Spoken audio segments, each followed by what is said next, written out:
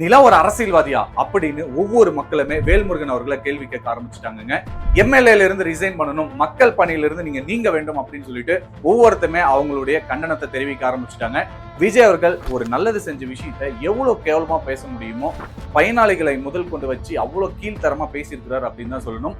அண்ணா university விஷயம் அவ்வளவு கொடூரமான விஷயம், அதுக்காக குரல் கொடுக்காத வேல்முருகன். அரக்கோணம் இஷ்யூ அதுக்காக குரல் கொடுக்காத வேல்முருகன் அவர்கள். தமிழ்நாட்டில் வந்து பாத்தீங்க அப்படின்னா சட்ட ஒழுங்கு எவ்வளவு சீர்குலைஞ்சு போயிருக்கு அப்படின்னு தான் சொல்லணும். அதுக்காக குரல் கொடுக்காத வேல்முருகன்.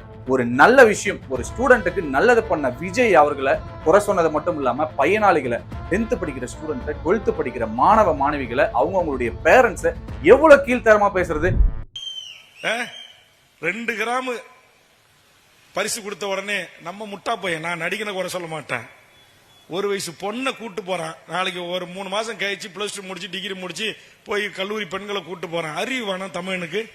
அவன் பெத்து வளர்த்து ஒரு ஆளாக்கிய பெண்ணு, நாளைக்கு மாற்றான் மனைவியாக வாழ வேண்டிய ஒரு பெண்ணு, அப்பா இறகல ஆத்தா இறகல ஆயிரக்கணக்கான ஊடக பத்திரிகை இறகல ஒரு சினிமா கூத்தாடி பையனை கட்டி பிடிச்சி கொடுக்கறது அனுமதிக்கிற எந்த நடிகனுக்கு செய்யறது? இது என்ன ஈனப்பிறவி?